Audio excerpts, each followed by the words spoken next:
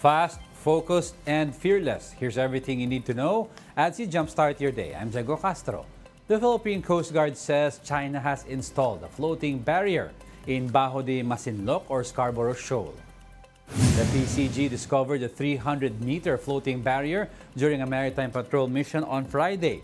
This prevented over 50 Filipino fishing boats from entering the shoal and engaging in fishing activities at that time.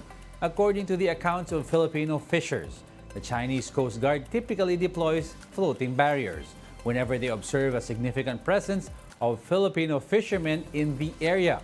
The PCG vowed to continuously work closely with all concerned government agencies to address the matter. Senators condemn China's latest move in the West Philippine Sea. Senate President Mig Zubiri requested the PCG to immediately cut and remove the floating barrier. Zubiri said this is not just to assert our sovereign rights, but to protect our fishermen from any possible accidents. Senator Francis Tolentino agreed to the need to remove the floating barrier installed by China. Tolentino said only the Philippines can put up such structures as temporary measures to oil spills. And Senator Risa Hontiveros called on the PCG to ensure that Filipino fishermen pass through the barrier. Hontiveros also urged the administration to review its national policy when it comes to China's acts.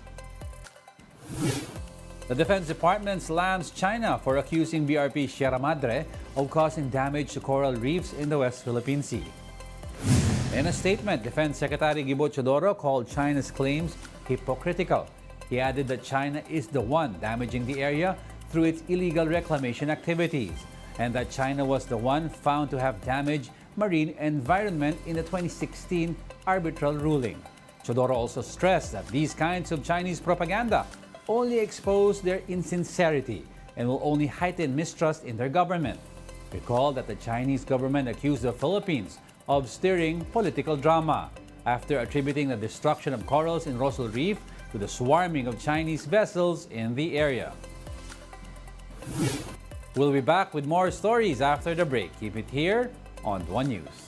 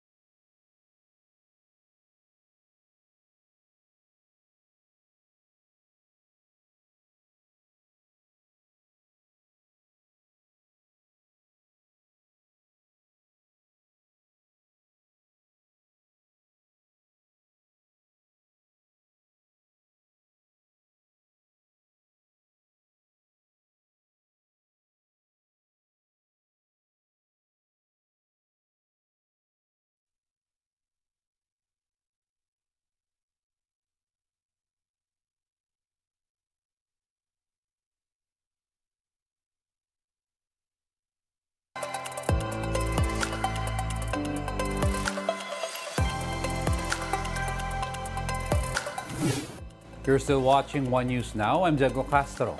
At least 36 state universities and colleges call for budget restoration. In a statement, the SUC said the 6.1 billion pesos slashed from the proposed 2024 budget is needed to provide support for student services and faculty development. The statement added that the SUCs must be funded accordingly to be able to fulfill their duties. SUCs nationwide earlier sought over 331 billion pesos in funding for next year. However, the Budget Department allocated them only 100 billion pesos, which is also lower than the allocation in the General Appropriations Act. Some classes are still suspended due to volcanic smog from Taal. Laurel, Mataas na Kahoy, Malvar, Santo Tomas, and Tanawan in Batangas have canceled in-person classes. The list also includes Alfonso and Tagaytay in Cavite, as well as Cabuyao, Calamba, and Los Baños in Laguna. In sports, Taekwondo Jin Patrick Perez bags the country's first medal in the 19th Asian Games. This after Perez claimed bronze in the men's individual Pumse event on Sunday. Perez opened his campaign by beating Laos in the round of 16 and Nepal in the quarterfinals. However, he failed to make it to the finals after bowing down to China to silver and South Korea to gold. Despite this, Perez shared the importance of bagging bronze in the competition. To be honest po, I think one step at a time lang po, one performance at a time po. Kaya hindi ko rin po inaakala na makakabot po ako ng semifinals. Napaka-importante po dahil hindi lang po ako ang nagdadala po nito, kundi ang buong bansang Pilipinas po.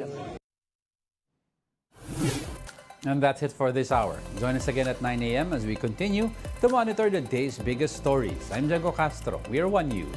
All sides, all the time.